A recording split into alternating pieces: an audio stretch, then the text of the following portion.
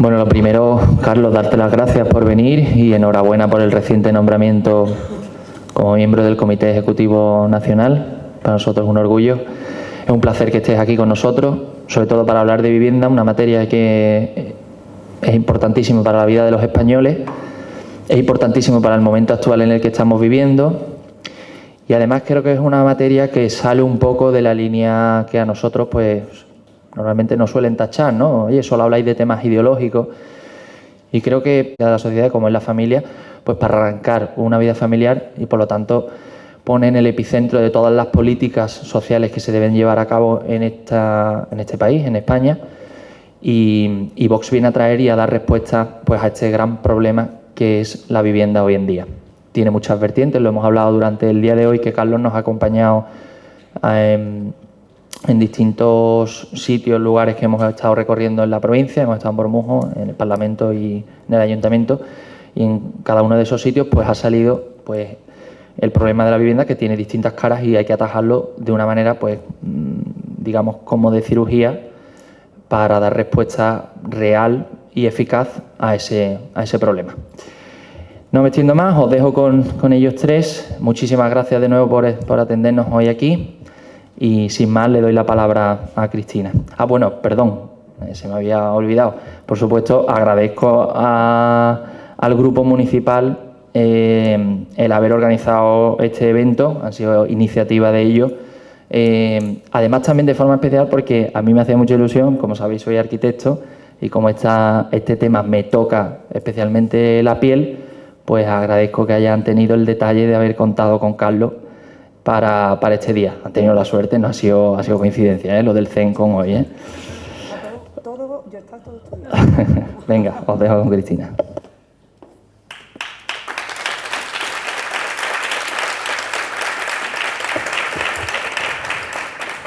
Bueno, pues muchas gracias, Javier. Buenas tardes a todos.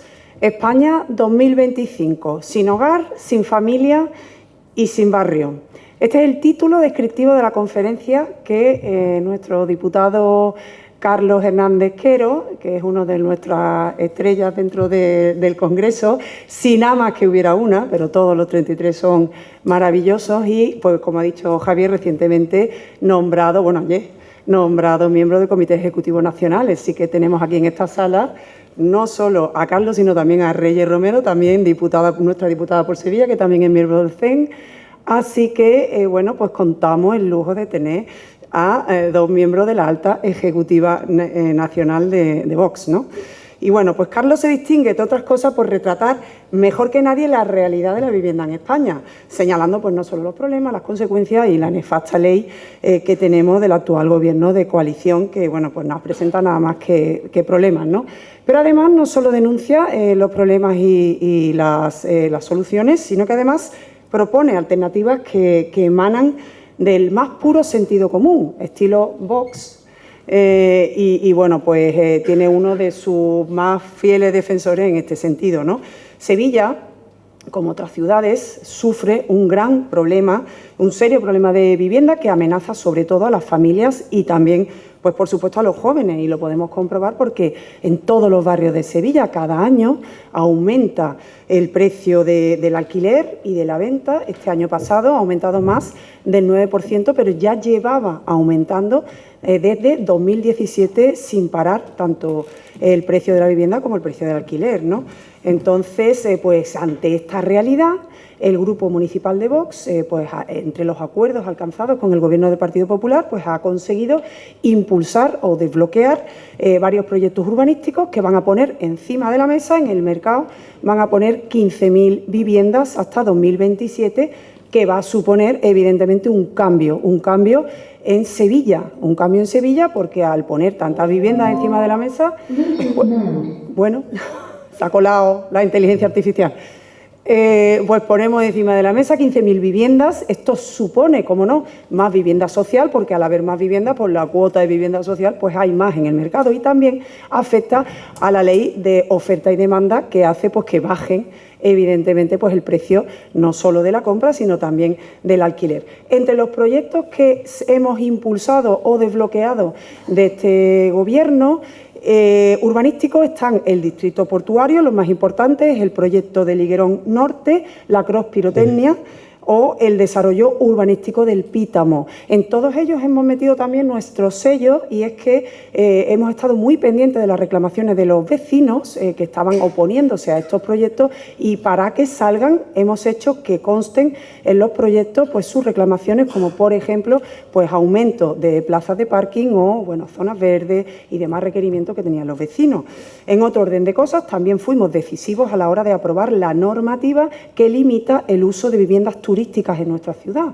El Partido Popular tenía un estudio de vivienda que decía que lo limitaba al 10%, bueno, pues porque los técnicos habían dicho que el estrés en la convivencia entre el ciudadano, entre el vecino y el turista, pues empezaba a partir del 10%. Claro, nosotros decíamos, bueno, hijo, si empieza a partir del 10%, no lo ponga al 10%, ponlo más bajo, para que no llegue ni siquiera al estrés. Bueno, pues entre las negociaciones también que estuvimos haciendo después del verano con el Partido Popular, pues conseguimos introducir esto. Entonces están realizando un nuevo estudio de vivienda donde se limita la vivienda de uso turístico al 10%, se deja en las zonas ya saturadas y los nuevos barrios pues se va a estudiar según la idiosincrasia de cada barrio y las características de cada uno de ellos, pues un límite muy inferior. Características, por ejemplo, como la renta de cada barrio, porque todos sabemos que la vivienda de uso turístico pues sube el alquiler y sube pues el precio de la vivienda. Por otro lado, también se han comprometido con nosotros a estudiar con la Junta de Andalucía el cambio del decreto que rige los alojamientos turísticos, que es el otro problema junto con la vivienda de uso turístico que hace que se estén desnaturalizando nuestros barrios. Y bueno, pues junto a esto, ya por último, estamos muy satisfechos también de la creación que va a tener lugar de la primera oficina de asesoramiento en vivienda y antiocupación. Sevilla, tengo aquí los datos, es una de las ciudades españolas que más sufre la ocupación. Este año casi 800 viviendas ocupadas. Y además somos la cuarta provincia española con mayor índice de ocupación. Entonces, en adelante, en este ayuntamiento, los propietarios van a tener al ayuntamiento de aliado y no aliado con los delincuentes. Entonces vamos a tener asesoramiento todos los propietarios para este problema tan gordo, ¿no? Bueno, y por último ya, muchos de nuestros afiliados nos reclaman y nos dicen, bueno, es que del PP no nos podemos fiar, habéis firmado un acuerdo, pero ahora ¿qué va a pasar? Bueno, pues todo el mundo tranquilo, también hemos pensado en eso, lo sabemos, lo conocemos y con eso trabajamos y hemos establecido también en el acuerdo una comisión de seguimiento que va a comenzar a funcionar a partir de la aprobación definitiva de los presupuestos, que será a mitad de febrero, y vamos a tener nuestra primera sesión de control y seguimiento. Y pueden tener todos nuestros afiliados y todos nuestros simpatizantes la seguridad de que vamos a estar vigilantes al 100% y que vamos a ejercer toda la fuerza de nuestros votos para que cumplan y creernos que en esta situación del Gobierno pues somos absolutamente claves para la gobernabilidad de Sevilla. Y sin más, os voy a pasar con nuestro portavoz en el grupo parlamentario en Andalucía, Manolo Gavira, que también nos puede decir sobre los incumplimientos del Partido Popular, sabe bastante bien. Y bueno, pues sin más, damos paso a Manolo Gavira.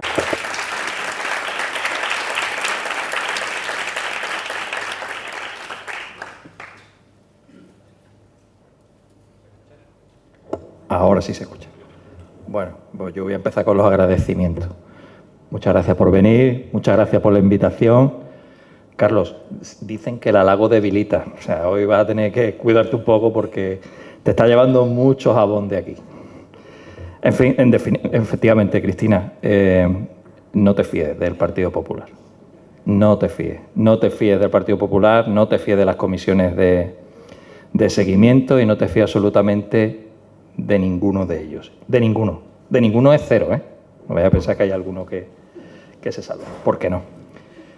Bueno, a ver. Carlos, en Andalucía la vivienda no es una excepción al resto de España. En Andalucía tenemos un problema de vivienda. De hecho, es la tercera preocupación que tienen los andaluces. La primera es el empleo, aunque esté todo el día Moreno Bonilla presumiendo de los datos del empleo de Sánchez, tú sabes, fijo, discontinuo, ocultando la realidad del paro en Andalucía y en España. El segundo problema es la atención sanitaria. El tercero, la vivienda. Y después el cuarto y el quinto son cuestiones al parecer, tan poco relevantes como la inmigración ilegal y como lo que es la desconfianza, lo que es la corrupción política, que de eso aquí sabemos mucho. Bueno, de hecho nos habéis mandado a la vicepresidenta. No, yo lo digo porque esta señora es la consejera, o ha sido consejera de los gobiernos de los ERE y consejera de expresidentes condenados por corrupción. La tercera preocupación que tenemos los andaluces es la vivienda. Y aunque esto suene raro y veo a gente joven, no lo van a entender quizás, la culpa del problema de la vivienda que hay en Andalucía, Carlos, no es de Franco. Franco no tiene culpa de esto. No, lo digo porque hay siempre que buscar algún responsable y algún culpable, y la culpa de eso, del problema de vivienda en Andalucía, no la tiene el señor, en este caso el señor Franco. El problema en Andalucía además tiene una particularidad, a mi juicio, importante para tener conciencia de cómo se mueve el mercado de la vivienda en Andalucía. Y es que Andalucía tiene, y fíjate que he hablado antes, el primer problema era el paro.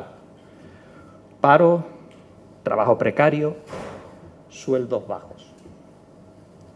Fíjate qué cóctel, porque ahora te voy a añadir que si tenemos un problema de desempleo, un problema de salario, en Andalucía el precio del alquiler sube de una manera increíble.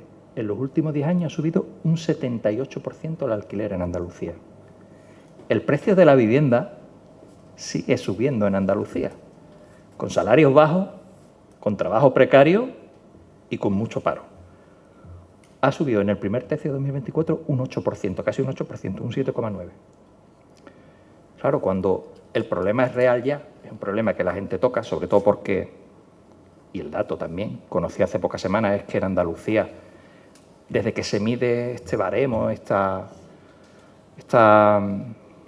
medición realmente que determina cuándo se independizan nuestros jóvenes, Andalucía está ahora mismo en el peor momento de que los jóvenes se independizan, mucho más de 30 años, cualquiera dirá, 30 años ya no son tan jóvenes, pero es lo que sucede realmente. Pues ante ese problema, y yo me lo llevo a mi negociado, a mi competencia, ¿qué hace la Junta de Andalucía? Realmente la Junta de Andalucía hace o nada o poco.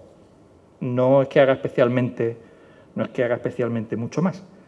Tenemos una agencia pública andaluza de vivienda que se llama ABRA. Te lo digo porque Sánchez salió diciendo una agencia pública de vivienda, y yo pensaba en adentro, tío, otra vez, ya tenemos otra vez los órganos duplicados. Una agencia pública andaluza de vivienda que no se caracteriza ni siquiera por cobrar, o digamos de ser serio en el cobro. Mucha morosidad, muchos años de gente que no paga la renta, viviendas abandonadas que necesitan mucha reforma. Yo estuve en una en Córdoba hace unas semanas, creo, y aquello necesitaba tirarla y volverla a hacer otra vez, ¿sabes? Una cosa que demuestra el caso, el nulo interés que tiene, por ejemplo, esa agencia, que se supone que es quien se tiene que encargar de la vivienda o del problema de vivienda por parte de la competencia autonómica, de la administración autonómica, pues demuestra, ¿no? Sale, eso sí, tenemos un presidente en Andalucía que el tío es un fenómeno del marketing. El tío es el campeón del mundo de las estafas. Te van diciendo ahora que van a hacer en 5 años 20.000 viviendas. 20.000, ¿eh? Claro, cuando uno escucha eso dice, bueno, a ver cómo lo hace. Vamos a mirar los presupuestos de la Junta. Vamos a ver qué invierten ellos digamos, de autofinanciada, los propios recursos de la Administración andaluza. Pues vemos que como mucho de esa autofinanciada harían alrededor de unas 1.000 viviendas por año. 1.000 viviendas es a vivienda y pico por pueblo de Andalucía. Ese es el 785 pueblos, haremos unas 1.000. Claro, unas 1.000 es una vivienda y pico por cada pueblo de Andalucía. Eso y nada es lo mismo. Y después te dicen, no, pero después están los programas, los MRR, tú sabes, recursos de la Unión Europea, los planes que vienen, dinero que viene de fuera, no de la propia Administración andaluza, lo que viene a demostrar el escaso interés que tiene con los recursos propios por resolver el problema en Andalucía o por poner de su parte. Con esto vamos a hacer alrededor de unas 3.000 viviendas, una cosa así. Hace menos de un mes, hace unos 10 días, 15 días, tuvimos una diputación permanente donde el Partido Socialista quería hablar de su libro. Su libro es el bono de alquiler joven, que es algo que el Gobierno de Andalucía no es capaz de gestionar. O sea, estamos hablando del Partido Popular, que tanto presume que bien gestionamos, somos los campeones del mundo de la gestión, no son capaces ni siquiera de gestionar el triste bono de alquiler. Pues querían hablar del bono de alquiler joven. Nosotros le decíamos, mira, es que el bono de alquiler joven no es la respuesta a los problemas. Oiga, la respuesta a los problemas es, vamos a hacer viviendas baratas de verdad, y sobre todo teniendo en cuenta las circunstancias de los andaluces. Y te vuelvo a lo del principio. Problemas de empleo, problemas de salario y precariedad en definitiva.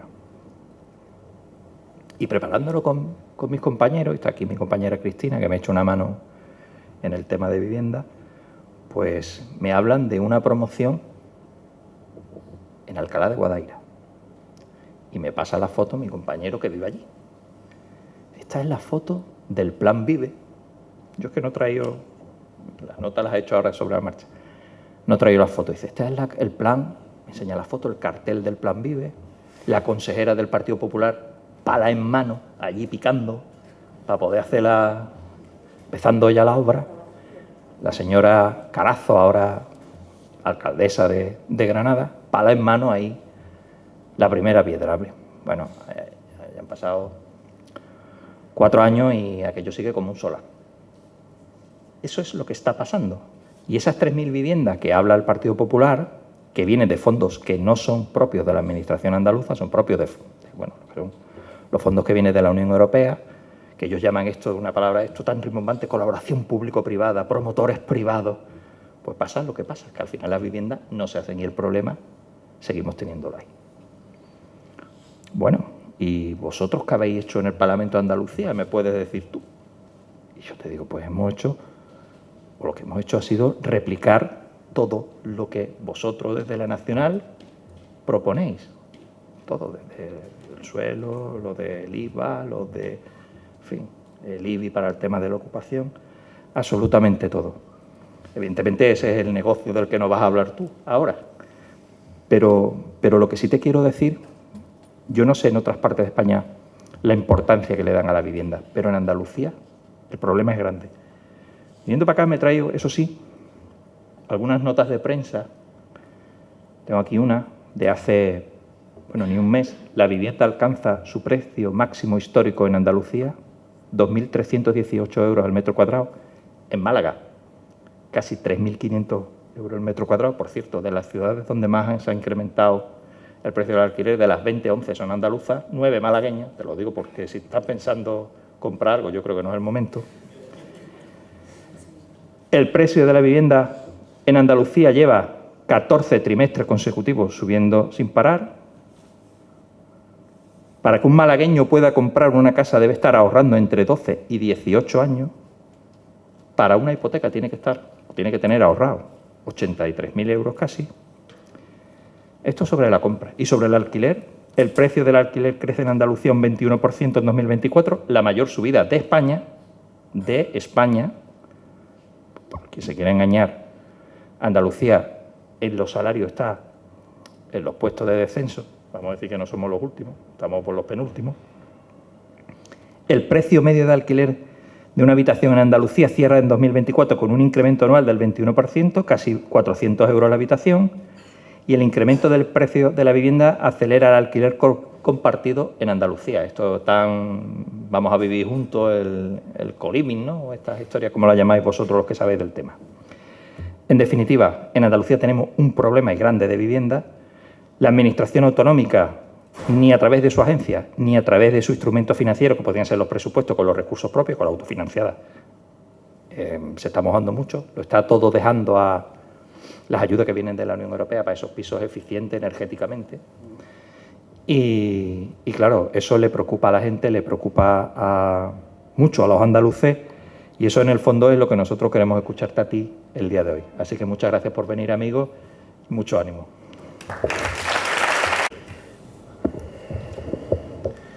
Bueno, pues mil gracias a todos por vuestra asistencia. Muchísimas gracias al Grupo Municipal de Vox Sevilla por haber querido que yo estuviera hoy aquí hablando de vivienda. Yo creo que a no ser que lo tuvieran apañados entre ellos y la Dirección Nacional, nadie sabía que iba a haber un nombramiento hoy. Entonces, para mí es un auténtico gusto y un honor poder hacer debut de ese nombramiento aquí con vosotros en Sevilla. Gracias también al CEP de Sevilla por su cariño, por su amabilidad y por lo cómodo que han hecho que me sienta durante el día de hoy. Y gracias a los tres por las palabras de cariño y bueno, tan cálidas que efectivamente, como dice Manuel, ahora toca ponerse la coraza y decir, bueno, esto es lo que toca, pero uno no tiene que escuchar. En fin, que el tema de la vivienda, como sabéis, es actualmente uno de los principales problemas. Dice Manolo que es el tercero en Andalucía. En algunas de las encuestas del CIS es el segundo a nivel nacional, junto con la inmigración, y como sabéis son dos de nuestros puntales actualmente. Pero yo quería partir, antes de hablar de vivienda, alejarme un poco, ir a algo más general para luego ir a lo particular, a lo concreto. Y quería partir de una constatación, que creo, de un hecho que creo que todos podemos apreciar de múltiples formas, porque tiene muchas manifestaciones en nuestra vida cotidiana, y es que paulatinamente España se ha ido convirtiendo en un país cada vez menos amable para los jóvenes, menos amable para la gente de barrio, para la gente sin padrino, para las clases populares, para la gente de menores rentas, incluso para las clases medias. En las últimas décadas, décadas de decadencia, diría yo, en las últimas décadas ha habido en paralelo un proceso de destrucción de expectativas materiales, ¿no?, de la base material de existencia, de aquello que dábamos por sentado, que formaba parte del telón de fondo que todo español consideraba que, bueno, pues que era lo natural, que era lo normal, y todo eso se ha ido desplazando y se ha ido rompiendo aquello que unía la experiencia, lo que uno había conocido en casa, con la expectativa de lo que iba a tener en su vida a nivel de bienestar material. Se ha ido rompiendo y también se ha ido produciendo un desguace cultural, ¿no?, de la identidad cultural de los españoles que funciona a veces, que funciona siempre como brújula para orientarnos y como lente con la cual miramos y entendemos el mundo y nos movemos en él, ¿no?, y le damos significado. Y es decir, se ha producido un desmoronamiento de las bases fundamentales de una sociedad, que son las que nos permiten no solamente ser libres, ser autónomos, sino incluso ser nosotros, ser españoles, ser andaluces, es decir, ser fieles a nuestra propia identidad. Y esto creo que es importante resaltarlo. Es un proceso que ha corrido en paralelo tanto en lo material como en lo cultural.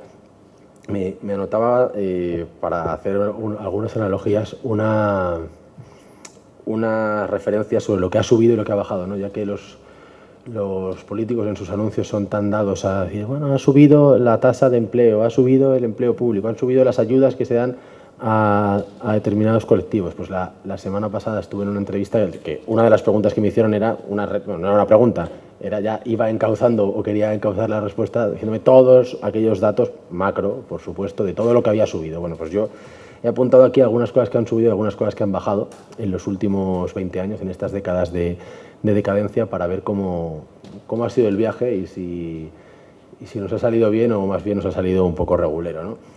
Han subido los precios de los productos básicos, ¿no?, de la cesta de la compra, y ha bajado el poder adquisitivo de los españoles. Ha subido la vivienda y ha bajado el número de españoles que son dueños, que son propietarios de su casa. Han subido los impuestos y ha bajado la capacidad de ahorro de una familia corriente, de una familia normal. Ha subido la deuda y han bajado los salarios, si los tomamos en relación con la inflación acumulada. Ha subido la inmigración y ha descendido el nivel, la percepción de seguridad que tiene la gente cuando sale a la calle. Ha subido el paro y ha bajado el peso que tiene la industria en el conjunto del PIB nacional y en cada una de las regiones. Ha subido la despoblación y ha bajado la gente que vive cerca de los suyos, ¿no?, de la gente que está en el lugar en el que ha nacido y que ese lugar les ofrece oportunidades y esperanza de cara al futuro. Han subido un montón, se han incrementado un montón de patologías sociales, ¿no?, los problemas de soledad no deseada, salud mental, suicidios, sinhogarismo. y ha bajado la fe colectiva, ¿no? El nervio común, la idea de que todos formamos parte de algo y que nos podemos llamar nosotros respecto a otra cosa y que somos nosotros.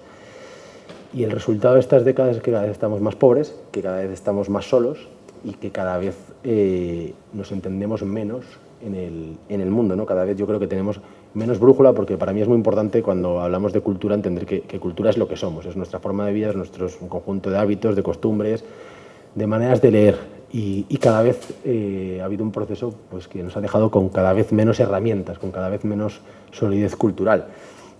Por supuesto, esto no ha sido fruto ni del mal tiempo, ni del azar, ni de la casualidad. Aquí nos ha traído un plan muy bien trazado que nos quería traer hasta aquí, del progresismo, tanto en su faceta cultural como en su faceta económica. Y como resumen podríamos decir que se han desmoronado todos los pilares del mundo, voy a decir, aquí hay gente de muy diversas edades, pero diré del mundo de mis padres, del mundo de los padres, de los que hoy iba a decir somos jóvenes, pero Manolo Gavira me ha excluido de la condición de joven cuando ha dicho que 30 era la barrera y yo tengo unos pocos más, así que ya no soy joven, pero bueno, del mundo de los exjóvenes, pues sus padres tenían una serie de pilares que se daban por hechos, ¿no? El trabajo, casa y coche, ¿no? El trabajo para toda la vida, uno iba ascendiendo en su trabajo, el trabajo estaba cerca de la casa por supuesto en propiedad, y el coche como símbolo de autonomía, ¿no? De libertad para ir al pueblo, para ir en vacaciones, para moverse. No solamente trabajo, casa y coche, también una educación que permitía que aquellos que habían comenzado la partida con peores cartas pues pudieran ir para arriba porque era una educación digna de tal nombre y funcionaba un auténtico ascensor social. También unos barrios que eran seguros, que eran tranquilos, que eran apacibles, en los que merecía la pena vivir, en los que uno tenía todo cerca. Y bueno, pues esta es la receta del éxito de las clases medias en España, de la segunda mitad del siglo XX, ¿no? Del ensanchamiento de las clases medias y del acceso de muchísimas personas a una vida estable, previsible, autónoma, libre. Y yo doy mucho a la tabarra con el tema de la vivienda porque para mí, he venido aquí a contar mi película también, tengo que convenceros, voy a intentarlo al menos. Entonces, para mí lo que está en el centro de todo esto es la vivienda, y cuando se ha tambaleado la parte de la vivienda, se ha tambaleado todo lo demás.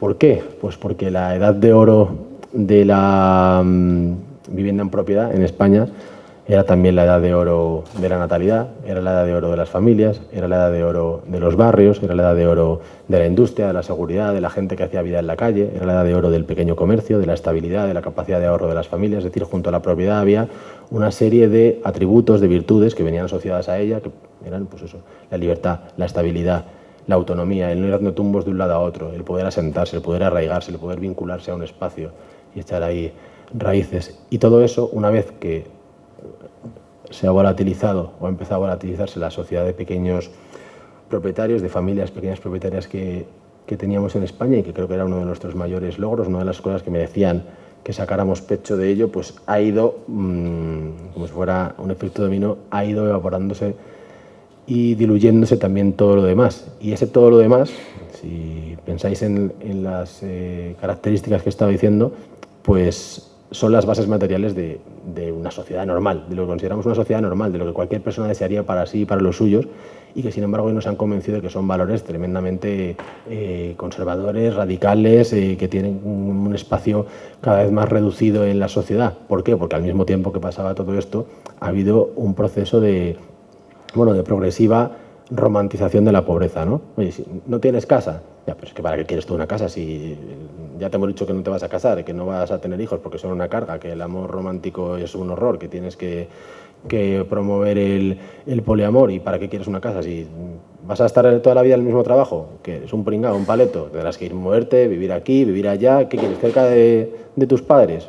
¿Por qué cerca de tus padres? Y luego que mola es poder de verdad romper amarras, soltar amarras, no tener ningún tipo de dependencia. Y claro, pues toda esta farfolla cultural que uno puede encontrar en los podcasts, en los guiones de las series y de las películas, en los dominicales, etcétera, bueno, ha venido acompañando y ha venido romantizando y ha venido naturalizando la pobreza, ¿no? Todo esto que comentábamos al principio, de 2 décadas en las que cada vez vivimos peor, venimos siempre de esta narrativa como del progreso infinito. Siempre vamos a vivir mejor que nuestros padres porque eso está escrito en el firmamento. Y cuando esto se ha truncado y cada vez sucede lo contrario, han venido unos señores con sus películas, sus canciones, sus suplementos culturales y sus podcasts a decirnos que no es pobreza, que es libertad, que es flexibilidad, que es autonomía, que es bueno, pues una sociedad cada vez más individual y que eso nos hace ricos, en verdad, no nos hace pobres, que los que eran pobres eran nuestros padres y nuestros abuelos que tenían trabajo, casa, coche, un barrio seguro y una educación que les permitía tirar para arriba.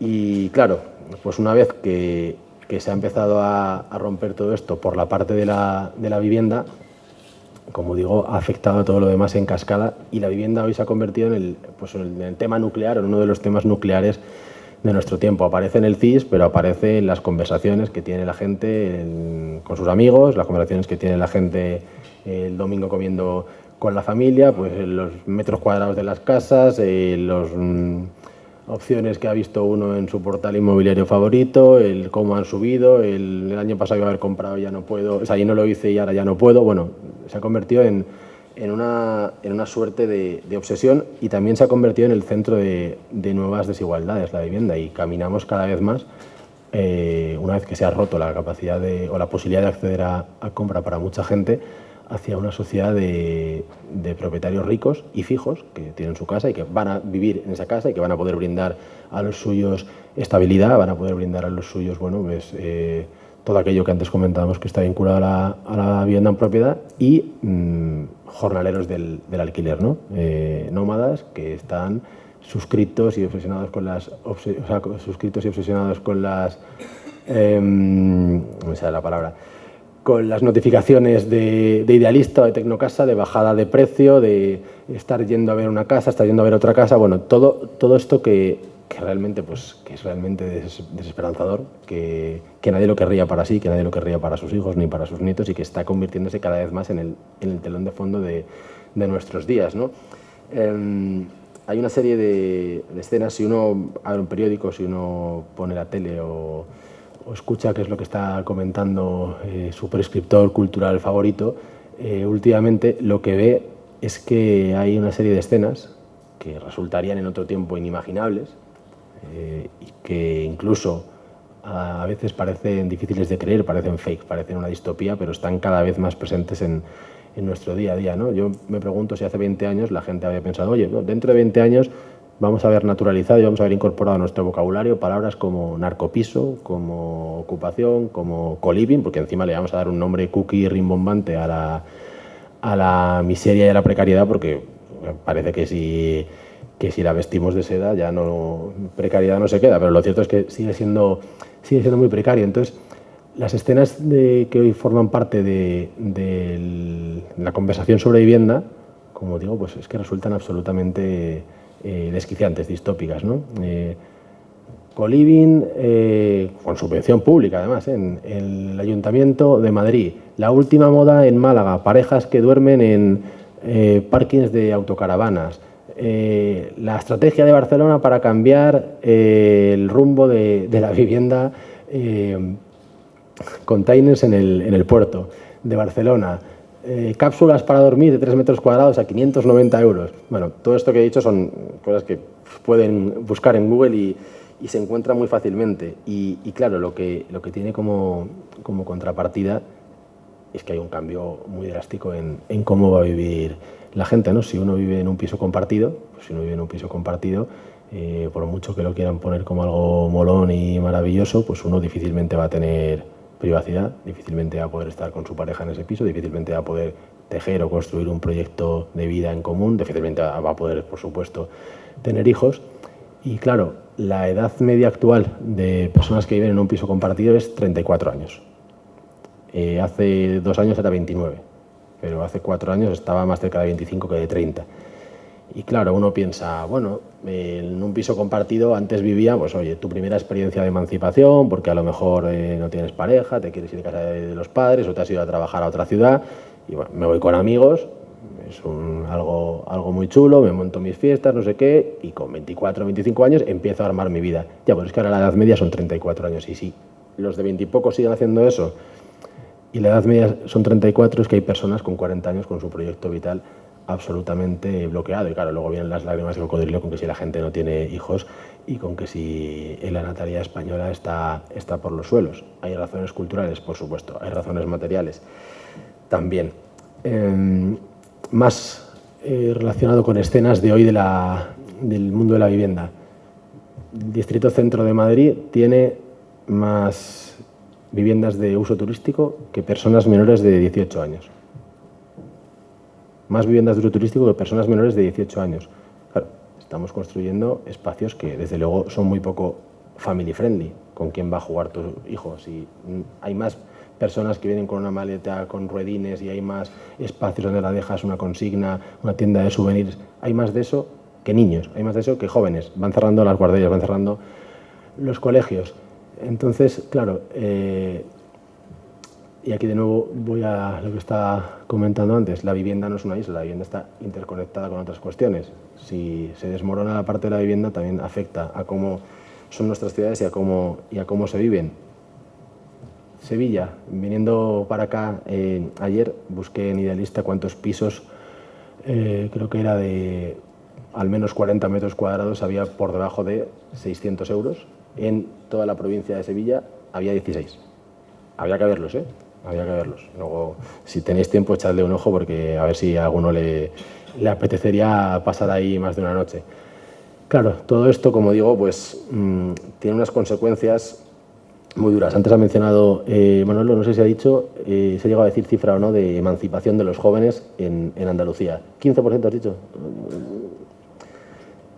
El último dato nacional es el peor dato desde que hay registros europeos de emancipación. España, por supuesto, como siempre, es campeona en lo que no hay que campeonar y es el país que tiene jóvenes que más tarde se van del hogar de los padres. Actualmente el 13% de los menores de 30 años, vive fuera del hogar de los padres. El dato está 15 puntos por debajo del dato de en 2008, en lo peor de la crisis de 2008. Es también para pensarlo. Pues el dato... Sí, justo. Y claro, entonces luego viene pues todas las cuestiones de nos vamos a preocupar por la salud mental, nos vamos a preocupar por la soledad no deseada. Bueno, si no estamos dando estabilidad residencial, es que a lo mejor es difícil que haya estabilidad en otros ámbitos de la vida para las personas. Otro dato de esta semana: 600.000 jóvenes se fueron de España en el último año que hay registro, que era el año 2022. Entonces estamos condenando a la gente a una disyuntiva cada vez más cruel entre precariedad, paro, exilio, no emanciparte nunca. Si te vas a hacerlo en un cuchitril con desconocidos, y con desconocidos quiere decir hacer turnos para entrar al baño, quiere decir llamar a la puerta y decir, oye, es que como no entre ya, no llego al trabajo. Es compartir la balda de la nevera o compartir el salón o compartir el espacio en el que estás con tu pareja, es negarte a poder tener hijos. O la otra opción es irte bien lejos de casa, eso sí, el mismo tiempo que se te dice que te vayas lejos, a 40 kilómetros, a 50 kilómetros de donde trabajas, se te dice que no puedes coger el coche y que si quieres llegar con el coche a la ciudad para ir a trabajar tampoco puedes entrar al centro de la ciudad. Entonces la solución es que no tengas trabajo o que si te vas lejos vayas en bicicleta o en patinete eléctrico. Entonces, claro, la verdad es que las perspectivas son muy poco halagüeñas y el viaje de estos años que antes comentábamos pues nos lleva a pensar que de un país de propietarios caminamos cada vez más a un país de precarios sin casa, que de un país de alquileres asequibles caminamos cada vez más a un país de alquileres imposibles de pagar y que de un país en el que había una apuesta muy clara por la vivienda de protección oficial, hay actualmente una protección oficial de fenómenos indeseables como por ejemplo la ocupación. Y claro, si esto lo llevamos a datos de este viaje, en el año 2002, por ejemplo, el 65% de las personas que acababan de terminar, bueno, que tenían entre 23 y 28 años, es decir, que se habían cursado una carrera, acababan de terminarla, que si no la habían cursado, pues llevaban 3, 4, 5 años insertos en el mercado laboral, el 65% de esas personas en 2002 eran dueñas de su casa. Actualmente el dato ha caído más de 40 puntos. En el año 2011 el 70% de los menores de 35 años era dueño de su casa. El último registro conocido, que es hace 2 años, es el 31,8 y es hace 2 años. Actualmente estará ya seguramente en el 30. El tiempo medio para poder adquirir una vivienda, calculado con salarios medios brutos dedicados mes a mes todos, ¿cuántos años llevaría a comprar una vivienda de media en España? En los 93 años y medio, en la actualidad por encima de 8, en lugares como Madrid y Barcelona por encima de 12, en Sevilla 9 y medio. Y claro, bueno, pues esto lo que ha supuesto es que se ha ido excluyendo cada vez más a sectores crecientes de la población de la posibilidad de comprar, ¿no? A los jóvenes, a las rentas bajas, a las rentas medias, a los autónomos, a trabajadores, a una serie de figuras que antes, precisamente como consecuencia de todas las políticas que en España ha habido, pro extensión, pro generalización de la propiedad, habían llegado a ser dueñas de su casa y que de pronto, a pesar de haber nacido en un hogar en propiedad, ya saben que no van a vivir en un hogar en propiedad, que van a estar condenados de por vida a estar negociando en el mercado un bien precario y escaso como es el alquiler y que desde luego nunca se termina de pagar. Y vayamos a los alquileres. ¿Cuál es el marco actual del debate sobre la vivienda? Ha habido manifestaciones en las principales ciudades del país, organizadas por la izquierda, ha habido en Málaga, Valencia, Madrid, Barcelona, este otoño pasado. Y el lema era bajemos los alquileres. Bueno, es un fin bastante loable, bajemos los alquileres. Vale, estupendo. El lema del 15M, uno de los lemas del 15M, 2011, os acordaréis, las plazas, tomamos las plazas. Uno de los lemas era sin casa, sin curro, sin pensión, sin futuro. Cuando decían sin casa, era sin casa en propiedad. Es decir, había una porción de población joven, en torno de los 20, 25, 30, que se estaba dando cuenta de que no iba a poder hacer aquello que habían hecho sus padres, que era acceder a una vivienda en propiedad. Y cuando decían sin casa, era sin casa en propiedad. Ahora ya el lema es bajemos los alquileres. Y digo yo que, como antes comentábamos de forma guasona comiendo, han pasado 14 años del 15M. Como dentro de 14 años no hayamos dado la vuelta a esto como un calcetín, en lugar de bajemos los alquileres ya será por un coliving digno o alguna mamarrachada parecida. ¿Sabéis cuándo estaban baratos los alquileres? Cuando el 85% de los españoles vivían en propiedad. Ahí sí que estaban baratos los alquileres. En el año 2002, que antes os contaba que el 65% de los jóvenes eran dueños de su casa, bueno, de los menores de 28 eran dueños de su casa. En ese año, lo que las rentas más bajas de la sociedad tenían que destinar para pagar el alquiler a final de mes era el 25% de sus ingresos. Bueno, era un esfuerzo, pero era el 25% de sus ingresos. Hoy la media nacional es el 43%, con ciudades y barrios de algunas ciudades por encima del 60 o 65%. Y no estoy hablando de un solo sueldo, estoy hablando de la unidad familiar. Si habláramos de un solo sueldo, por ejemplo, el dato de Madrid es un 103%, lo que tendrían que dedicar con un solo sueldo, con un salario medio, para pagar un piso medio en Madrid. Claro, como la gente ha dejado de vivir en propiedad y se ha extendido el alquiler, se han extendido una serie de fenómenos también muy indeseables y que sobre todo habrían sido inimaginables para el español del año 2000, que estaba acostumbrado a que todo el mundo viviera en propiedad. Hoy, por ejemplo, por debajo de los 45 años, que es lo que los europeos consideran de forma muy generosa joven, por debajo de los 45 años los españoles están ya por encima de la media europea en personas que viven en alquiler. Hace 20 años era de los últimos países en proporción con Europa. Doblamos la tasa de sobreesfuerzo familiar para pagar el alquiler de Europa y tenemos el primer país también de la Unión Europea en inquilinos en riesgo de pobreza, que es prácticamente la mitad de la población inquilina de España, el 45%. Entonces, claro, nos paramos a pensar y como decíamos, el viaje parece que ha salido regulero y parece que de ese trabajo casa y coche hemos pasado pues a paro, coliving y carril bici o patinete eléctrico, que de esos barrios seguros hemos pasado al... Bueno, aquí tenéis más suerte en Sevilla, pero donde yo vivo no hay tanta suerte, hemos pasado al mataleón en la esquina o al machetazo, y que de la educación que permitía, que era un pasaporte para ir para arriba para muchos pues se ha convertido, bueno, pues en un nido de activistas y que perjudican sobre todo a quien menos tiene, que es quien necesita de verdad la educación para poder igualar aquello que de partida no tenía. Y claro, como comentaba antes, esto no ha sido casualidad. Han sido 2 décadas de alineación muy buena, muy constante, de los 2 principales partidos, del bipartidismo, también de Bruselas, contra todo aquello que había sido la receta del éxito de la vivienda en España, ¿no?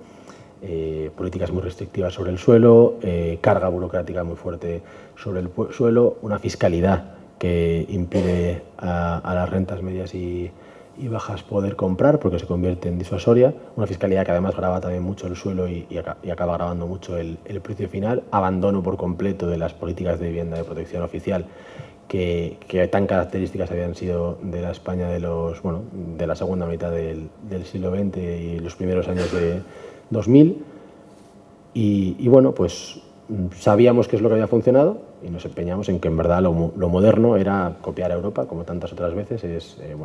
Europa es la solución, nosotros tenemos un problema porque esto de que tanta gente viva en propiedad pues es rarísimo, porque en el norte de Europa lo hacen súper bien y se mueven de un lado para otro, son modernos, son libres y hay que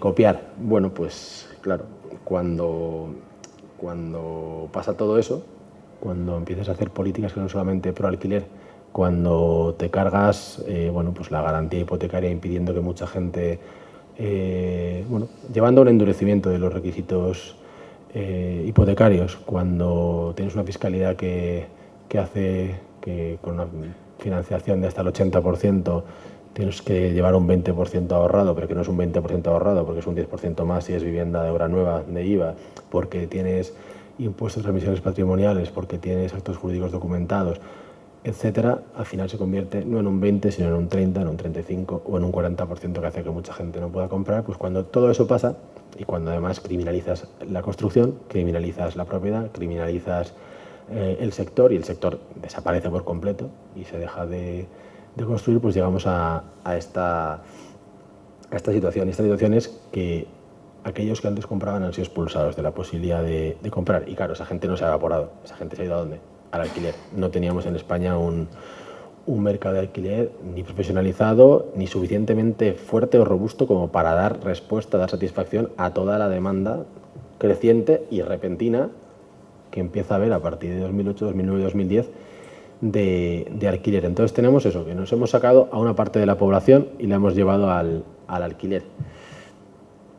¿Y quién más está llevando al alquiler? Pues en el mismo periodo de tiempo la población española ha crecido de forma no orgánica, de forma no natural. Los Paco y Manoli no se han puesto a tener hijos como locos, sino que los han tenido otros o los hemos importado y los hemos traído.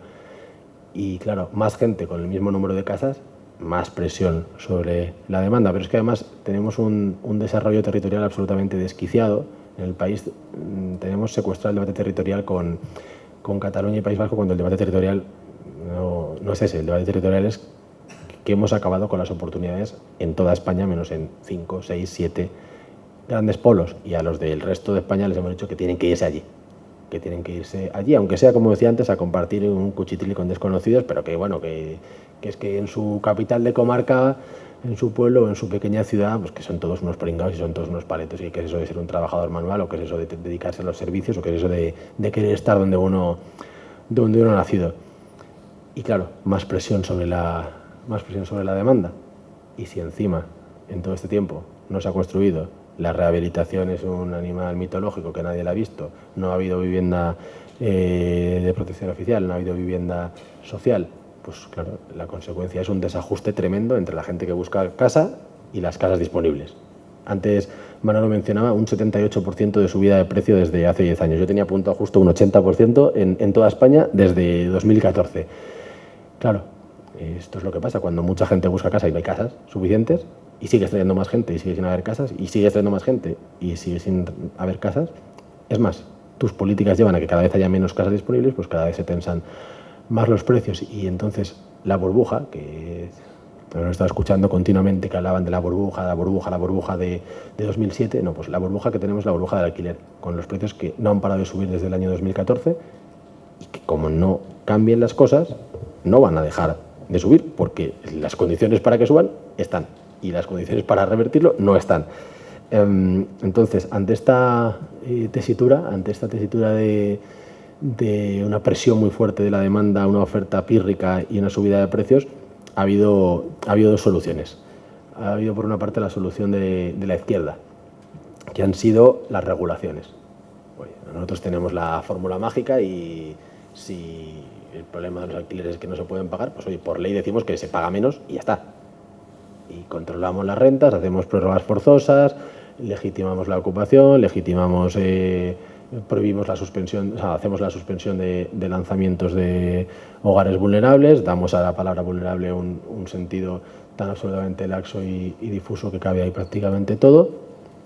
Todo, por supuesto, muy bien intencionado, porque es lo que sucede siempre en estas políticas, que al oído suenan súper bien, en el paladar saben bastante mal, pero en el oído suenan muy bien. Y vamos a proteger a los vulnerables. Bueno, ¿cuál es el resultado de todas estas políticas? Estas políticas que son la ley de vivienda, pero la ley de vivienda es la última de estas políticas. Es el decreto 11-2020, que en la pandemia, si os acordáis, sacaron un decreto que prohibía los desahucios mientras durara el estado de alarma. Sacaron 18, 19, 20 de marzo de 2020. Bueno, ese decreto ha estado prorrogándose año tras año hasta este enero. En el famoso decreto Ómnibus no sale adelante, pero el Partido Popular ya ha anunciado que con el Partido Socialista y sus socios lo va a sacar adelante. ¿Qué significa esto? Pues que si una persona tiene un piso y al que tiene dentro deja de pagarle, si el que tiene dentro es vulnerable, se lo zampa. Y vulnerable es un divorciado con 2 hijos, gane lo que gane. Vulnerable puede ser un autónomo, es un joven, alguien que lleva muy poco tiempo en el mercado laboral. ¿Y qué significa esto? Pues que, desde luego, el que tiene el piso y le ha pasado esto, toma nota y la siguiente vez se piensa mucho si saca su piso al mercado de alquiler, si lo pone en el de temporada, en el turístico, en el de por habitaciones, si lo pone a compraventa, o si se lo guarda y lo deja vacío. Pero significa que el que no lo tiene, el que no ha tenido este problema, también toma nota. Y dice, no, espérate, que vamos a empezar a hacer un casting inmobiliario para seleccionar quién va a ser el candidato. Y voy a seleccionar a aquel que no me va a dar problemas, no porque no me fíe de él, sino porque no me fío de la cobertura que le hace a él la administración. Y entonces, estas medidas que iban orientadas supuestamente a proteger a los vulnerables, lo que dejan es justamente fuera de juego a los vulnerables. Y se ha creado una casta de indeseables a los que nadie quiere alquilar, que son los jóvenes, que son las parejas con hijos a cargo, que es un autónomo, que es un pensionista, que es un desempleado, y nadie quiere alquilarlos. Entonces, esta gente, que hace un rato he dicho, son los que se quedan sin comprar después de la crisis del 8, ahora son los que se van a quedar sin alquilar porque nadie les quiere comprar. Entonces, ahora recordamos, 34 años de media la gente que vive en un piso compartido, el boom del alquiler turístico, el boom del alquiler por habitaciones, el aumento exponencial de las situaciones de sinhogarismo. Y claro, ¿esto no se podía saber? No, sí que se podía saber. Es que en todos los sitios del mundo donde había habido políticas similares de intervencionistas, de control de precios, de prórrogas forzosas, de congelación de la actualización de la renta, etcétera, había pasado lo mismo. Desaparición de la oferta de larga duración, aparición de otros tipos de oferta, condiciones cada vez más leoninas para alquilar, castings inmobiliarios. El otro día veíamos un titular esta semana, 330 visitas recibe en una semana cada nuevo anuncio de alquiler en Barcelona.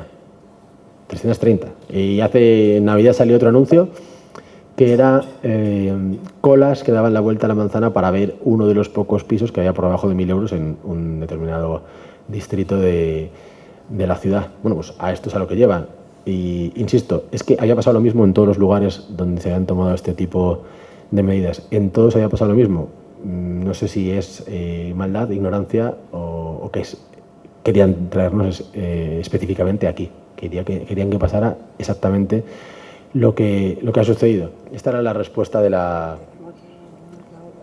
Sí, 10 minutillos. Sí. 10 minutos te tienes que ir. Controlo, sí. Esta era la respuesta de de la izquierda. Vamos a regular porque siempre habrá una generación de líderes de izquierdas que consideren que por lo que no han funcionado las regulaciones anteriores ha sido porque no han sido ellos quienes las han llevado a cabo, que ellos en verdad tienen la fórmula mágica. Y bueno, pues ahora mismo lo que estamos viendo es justamente el resultado, el fruto de estas políticas. Es un fruto muy doloroso. Pero es que desde el otro lado, desde el Partido Popular, desde el establishment, lo que nos hemos encontrado desde hace también muchos años es una promoción de un tipo de ciudad concreta que también ha causado daño y dolor y destrucción de expectativas y ha llevado a la subida de precios y a la reducción de oferta. Y es el modelo de la ciudad de moda, ¿no? La ciudad creativa, vamos a crecer un montón, vamos a medir el bienestar de nuestra ciudad, no por lo bien que le vaya a nuestros habitantes, no por lo accesible que sea la vivienda, por lo cerca que vivan las familias o por lo baratos que sean los productos, por lo grande que sea el parque de comercio familiar, sino que lo que va a medir el bienestar de una ciudad es la capacidad de estar abiertos al mundo, de atraer inversiones, atraer estudiantes, generar grandes eventos deportivos, musicales, que traigan gente de todo el mundo, traer inmigración, que nuestras ciudades sean muy ricas, muy cosmopolitas, muy variadas, con una gama cromática increíble, bueno, lo que uno quiera. Y claro, el resultado también ha sido brutal, porque de pronto, y Sevilla, por fortuna para vosotros, no es un ejemplo negativo en este sentido, pero sí lo es Madrid, sí lo es Barcelona, sí lo es Valencia, sí lo son, bueno, pues muchas ciudades catalanas, vascas también, espacios en los que, por una parte, lo relativo a la vivienda, el español empieza a verse cada vez más en la parte de dentro de un sándwich.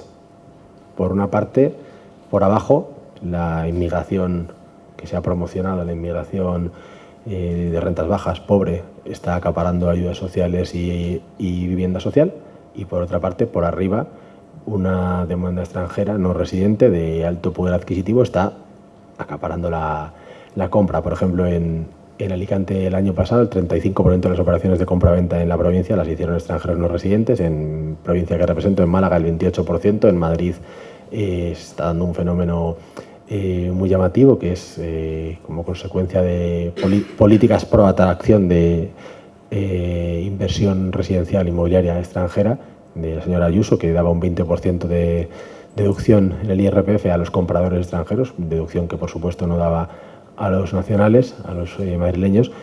Bueno, pues ha habido un desembarco masivo de compradores extranjeros, no residentes, muchos americanos, muchos hispanoamericanos, rusos, chinos, indios. Yo con frecuencia me encuentro en mi limpia parabrisas notitas de compro piso al contado, no importa precio, no importa estado, y dices, joder, madre mía.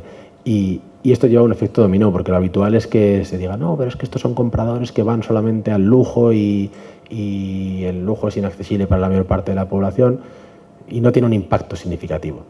Bueno, lo que te cuentan, por ejemplo, los registradores de la propiedad es que no, que claro que tiene un impacto significativo y que además es un impacto un efecto dominó, efecto onda expansiva, ¿no? Porque si ellos compran en el barrio de más renta de una ciudad, los que iban a comprar allí nacionales compran en el siguiente, y los de ese en el siguiente, y los de ese en el siguiente, y al final hay un barrio en el que a nadie le importa lo más mínimo el lujo, que se está quedando desplazado, que se está viendo obligado a marcharse y a construir su proyecto vital lejos de los suyos. Entonces, por eso, la consecuencia de estas políticas ha sido meter al español en mitad de un sándwich. Eso es lo relativo a la vivienda, pero es que fuera de la vivienda hay unas consecuencias también muy desagradables, y es que la política de vivienda no debería terminar en el felpudo, ¿no? Las casas, uno vive dentro de las casas, pero uno no entiende su casa si cuando sale a la calle no tiene un hogar, o sea, no tiene un entorno amable, agradable, en el que haya gente que hable su idioma, en el que haya gente que sea como ellos, con los que pueda hablar, que si hay un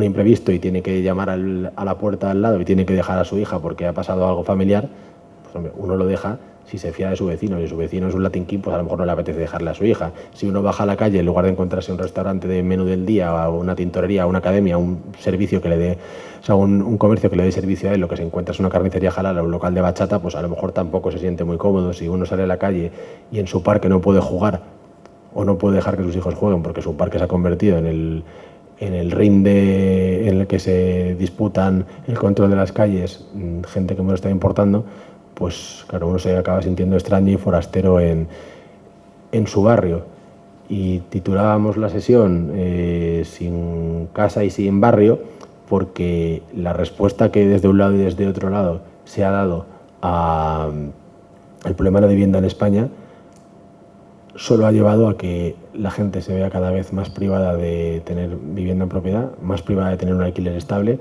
y más privada de tener un entorno que reconozca como propio, que reconozca como suyo, en el que uno pueda sentirse cómodo y a gusto. Y claro, la situación es bastante dramática.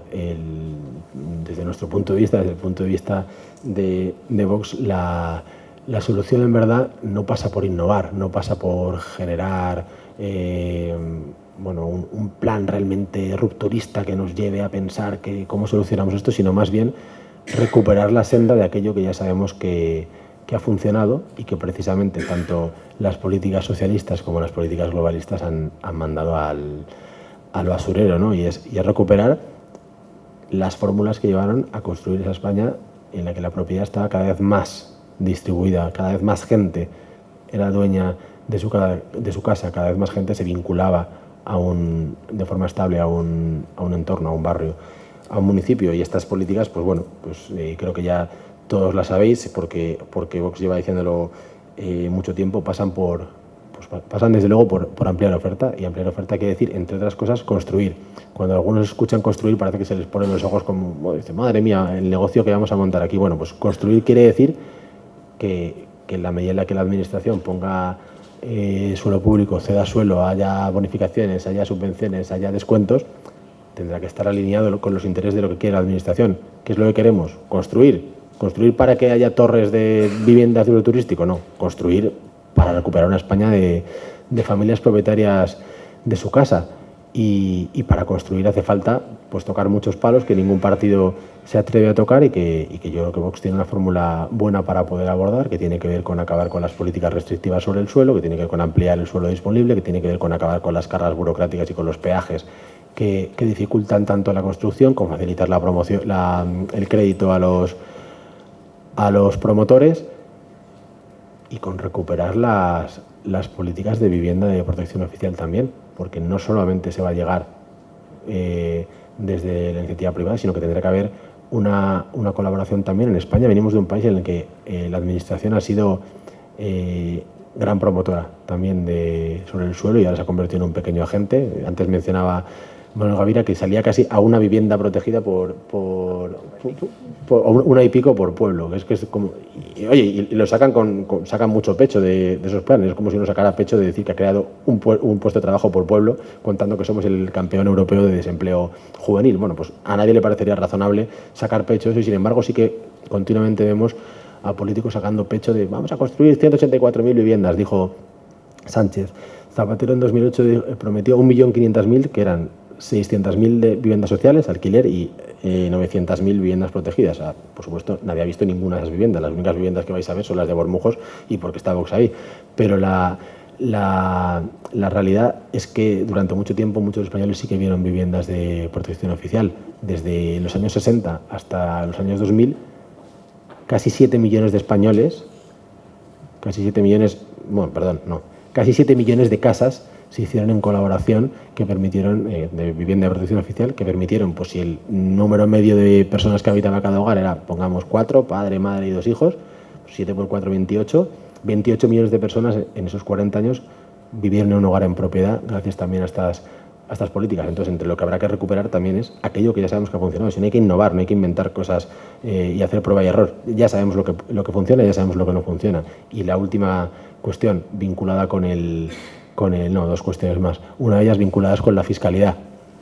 Antes lo hemos mencionado, hasta un 30 o un 40% es lo que se te exige en verdad para poder comprar cuando el banco te presta un 80, tienes que tener otro 20 y todo lo demás que son impuestos. Bueno, vamos a generar una fiscalidad que permita a los nuestros volver a ser propietarios. Eso pasa por la exención de IVA, por la bonificación máxima posible en las autonomías del impuesto de transmisiones patrimoniales y de actos jurídicos documentados, por recuperar una figura que se cargó el Partido Popular de Mariano Rajoy en el año 2013, que era la deducción por inversión en vivienda habitual, y que permitía a las personas poder deducirse de sus gastos e inversiones en la vivienda y que incluso aún hoy se puede hacer si uno adquirió su vivienda antes del año 2013, es decir, una fiscalidad que permita que la gente vuelva a ser dueña de su casa y, por último, y es algo que es transversal a todas las políticas de Vox, priorizando al nacional.